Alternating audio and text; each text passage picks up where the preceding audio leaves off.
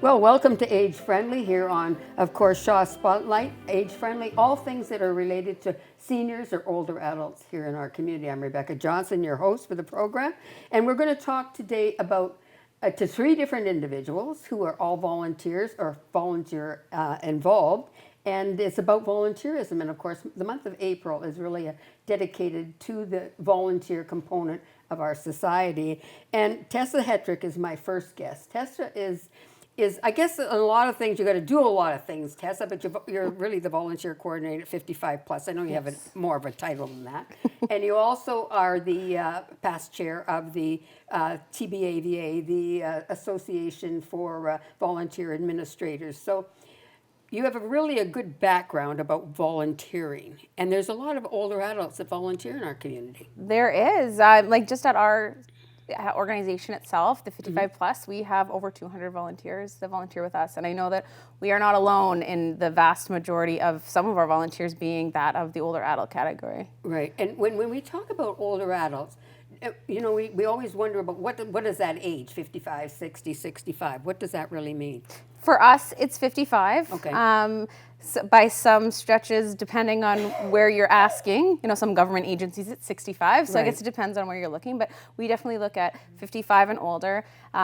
We do call the 55 to 65 range our junior seniors because they are, some of them still working and kind of in that different bracket of their life, but 55 and up is ours. That's where you're at. Yep. It's quite interesting in the fact that you've got that many volunteers at the 55 plus center. So how do you attract them?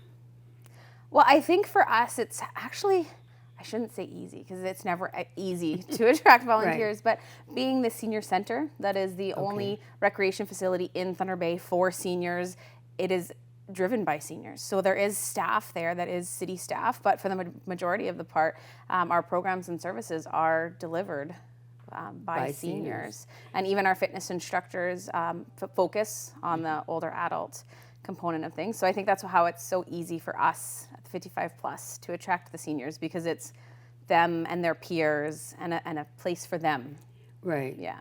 How do you train them, orientate them? Say I decided to come and volunteer. Maybe I will one day too, by the way. But at the same point in time, if I did, is there an orientation you provide for me? We do have a volunteer orientation. So it's a general orientation to the center as a whole because some have come to us to volunteer, have never been to the center at all. Some of our volunteers that we do orientate have been there for various other reasons. And then depending on what area you're going into, there is definitely training involved in each of those areas so that the volunteer doesn't kind of just feel like they're shoved in a spot and left to figure it out. Right. When I change your hat for a minute to the TBAVA, the Association of Volunteer Administrators, would you say that this is similar for other organizations that belong under that umbrella organization? I believe so, yes. We definitely have had a lot of big conversations, especially post-COVID, about volunteers and that older adult demographic because it was a struggle for some of them in their comfort level coming back to volunteering, especially in the same capacity that they did before COVID. Because COVID was and is still scary. And so there's a lot of people that are kind of apprehensive. So getting that safe space and allowing people that safe space. You know, one of the things I did do, and I mentioned to you before we started taping today, was I did some research for Volunteer Week, month, and all the rest of it. And I'm just going to read this because I think it's important. I want you to talk about it. It was done in the United States, but I would think that the stats would be very similar to Canada. But the longitudinal study on aging compiled data from more than 7,000 individuals aged 70 or older found that these people who volunteered frequently tended to live longer than those who didn't, and that volunteering is good for your health at any age, but it's especially beneficial in older adults, and that they have a lower mortality rate than those who do not, even when considering factors like the health of participants. I found that very significant. Yes, and I would tend to agree with that. Seeing the volunteers that we have, again, at the 55 plus, a lot of them will say that their reason for getting out of the house is to come to the 55 plus and to volunteer. We did have one of our dear volunteers. She volunteered with us until she was 104. And the only thing that stopped her was COVID. And she said that she attributed her long life to volunteering, not only with us, she volunteered with a variety of organizations. The 55 plus center just happened to be the one that she was with near the end of her life. And I think it's a strong a strong testament to older adult health that volunteering does. It's that interaction. You need to have interaction with other humans. Yep, absolutely. So I often talk about isolated individuals in our community. They need to get out and do that networking with other people and volunteer. And you don't have to do it for a lot of hours if you don't choose to.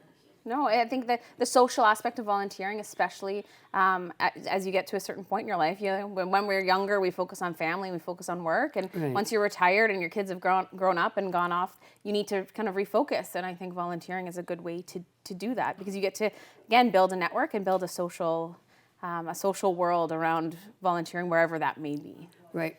We know, I think this has been proven that women have been living longer than men for a long time. Anyway, the point being, and when I was doing my research, it indicated that 34% of women volunteer compared to 26.5% of men. Would you say that would be similar here in Thunder Bay, that there is more women volunteering? Definitely. Okay. I would definitely say that. I would also say that mostly because of the organizations that are attracting volunteers and what they're asking to do. So you might go to somewhere like Habitat for Humanity, where you'll see a strong demographic of male volunteers because just what they're doing and the type of roles that they have. So I think it definitely depends on where those people are volunteering and what they're asked to do. I think that the male component of volunteers might also be a little bit more of that unconventional volunteering. So it's not necessarily in an organization where we're keeping those stats, but it's the neighbor who's shoveling their walkway or helping to fix something for somebody. So I don't. Traditionally, yes, I think women volunteer more than men, but I think that there's definitely in Thunder Bay, because it is Thunder Bay, that we have a strong component on both sides, for sure. If you were going to define what a volunteer looks like or is or means, what would you say that would be? Oh, I think for me it's someone who's dedicated and passionate, and wherever that dedication and passion lies, it's you're doing something because you want to. Because you feel that it is needed, and whether for you yourself or for someone else, you got to feed those motivations. But I think it's definitely someone who's dedicated and passionate, and they're there for the right reasons. And that's very, very important. Yeah. That they really feel good about what they're going to be doing, whatever it happens to be. So lots of opportunities here in Thunder Bay to volunteer, no question about that. And celebrate your volunteers during National Volunteer Week, April 16th to the 22nd. And if you miss those days, you can celebrate them whenever you choose to do. Absolutely. Tessa Hetrick, my guest this evening, or today in our program, and certainly we're going to be talking to two volunteers for the rest of the program today, and enjoy.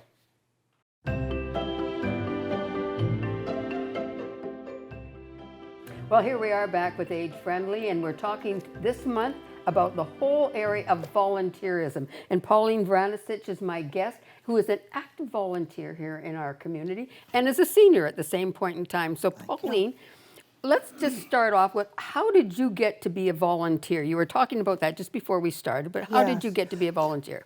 Well, professionally, I was a volunteer through my professional organizations at the local, regional, and provincial level.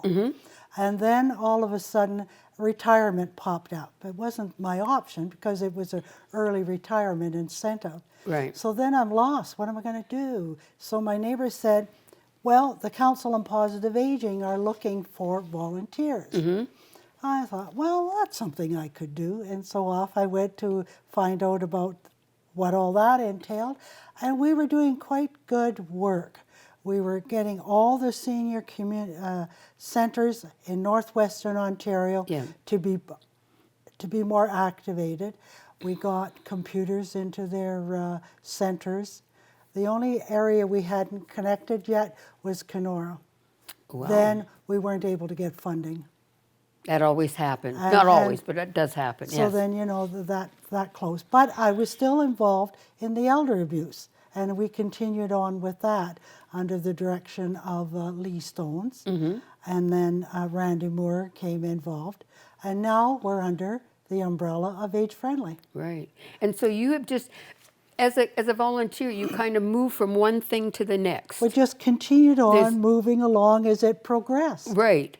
As the organization progressed and as you learn new skills, do you have to have some skills to do that, to be involved like this? I think you have the interest, Yeah, really. You right. have to be motivated and believe in what you're doing. Tessa mentioned at the start of our program today that you have to have passion. Would that be part of what you're referring to? Oh, I think so. Yeah, yeah. Because it takes a lot out of you. You know, you're going to do some public speaking. Mm-hmm. You know, a lot of people aren't comfortable with that. They're not comfortable maybe doing a TV interviews, things like that. And you're going to places that maybe you haven't been. Like for us with the elder abuse, we were visiting homes. We're visiting senior centers.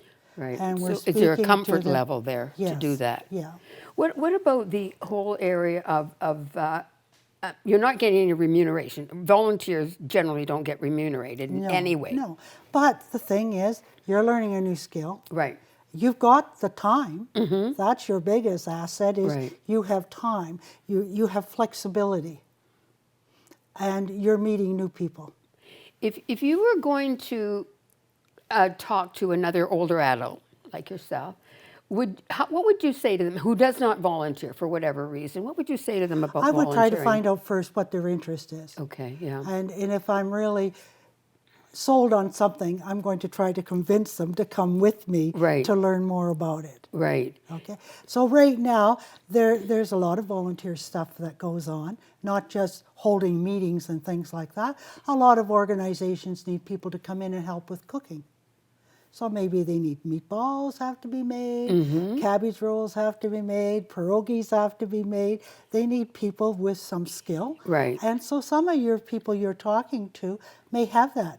They may have that knowledge, that skill of how to do it. Well, come on, we need an extra pair of hands. Right. And so you don't necessarily, when you volunteer, you're not necessarily sitting at a board table making policy decisions. No. You're actually working and doing whatever that Doing a has to be hands-on. hands-on. Yes. And that's really important. So there's volunteer jobs in many different areas then for older Sure. adults. Yes. Mm-hmm. Do you feel because you're an older adult, you are looked down on in any way because No, what you do? No? I Okay, don't good. think so. No. I try to do intergenerational because I learned so much in that regard. I'll just tell you a short story. I volunteered as a camp nurse for 10 years for diabetes health. And so I always took the girls, the little girls, because I always found it interesting, their perception of their diabetes and how they're going to manage that. There was not too long ago, I got sick and had to go to the hospital.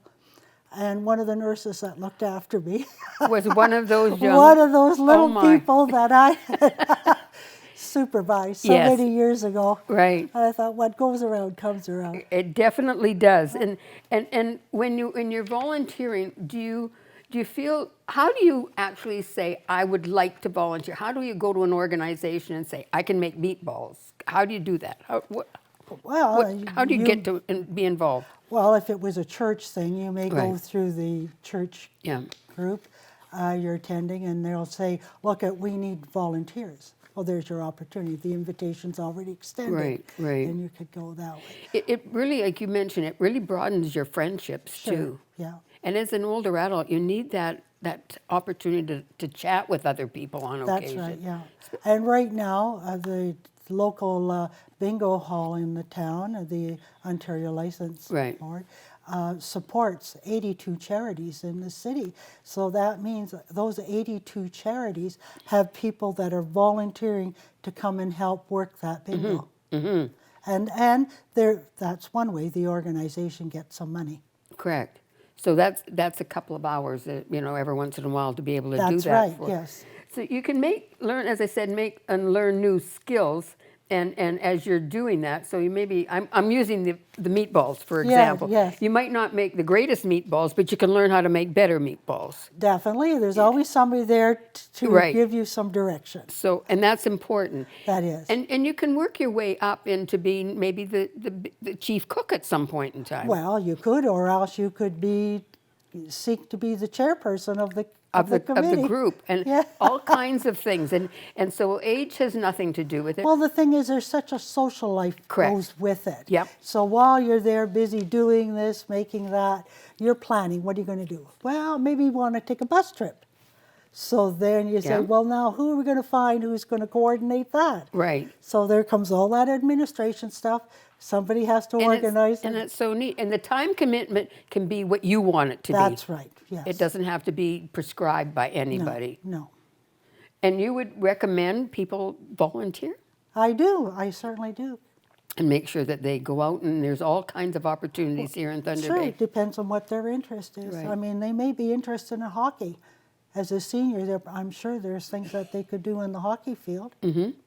So anything that you want is an option for you here in our community. Pauline, thank you for bringing this information. And you are an active volunteer. Yes. And really appreciate what you do and are committed to our community. So thank you very much Thank on you. behalf of all of us for the work that you do. Thank you. Pauline Brownus is my guest today, and we're talking about, of course, volunteerism, and then we'll have one more senior volunteer to talk to in the last part of our program today on Age Friendly.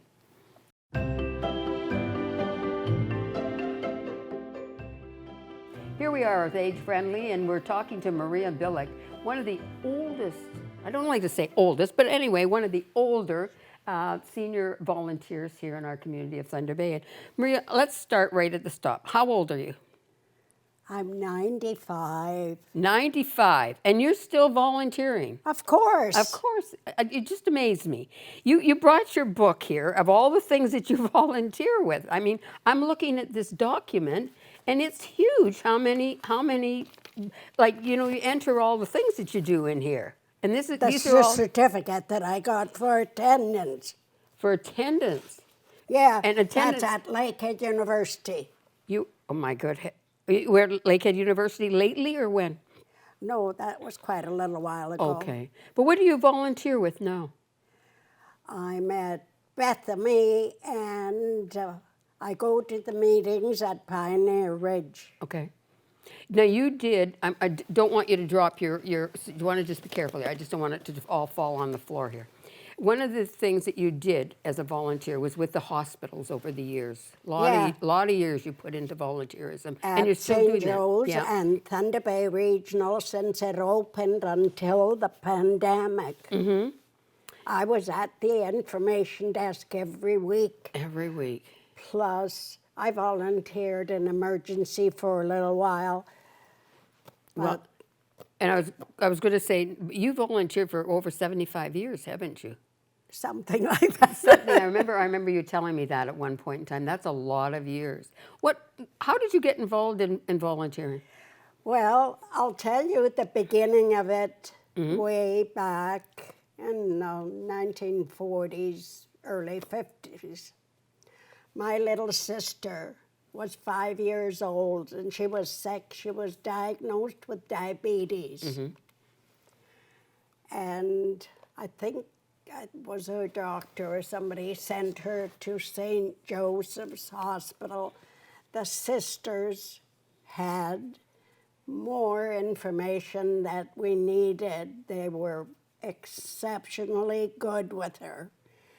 And then the sisters asked her to come in to speak to other children that they must have had a little bit of problem or something, but she went and talked, and then one day she had 5 or 6 children, and she phoned me and she says, Maria, I need help. And I says, what kind of help? I got all these children come and help me talk about diabetes. And I says, well, you're the only one that has a lot of information on that. I couldn't talk myself out of it. She made me come. And that got you started. That's when I started to volunteer. But the sisters were exceptionally good to her. Right. One of the things is as you're an older adult, you don't drive anymore, and yet you volunteer. Do you get around by people coming and picking you up, and it works out just fine? Just great. And that's not a problem whatsoever. No. So when somebody says I can't get a ride, that's not an excuse not to volunteer. What do you get? No, because we do have that ride program, that lift program. Right. I have that, but that's not my favorite way to go.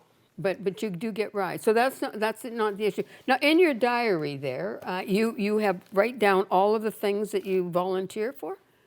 Yes. Okay. Well, some. Some. Okay. I was with Interlink Choir. Oh, at the 55 Plus Center when they had that? Oh, this is a picture of you. Oh, that's wonderful. That's one of the younger people with you at the singing at the Yes. choir. And you Yes. volunteered for that as well. Oh, yeah, until we stopped. Right. What has been one of your favorite things that you volunteered for in I in all don't these have a years? favorite. No. They're all good, Okay.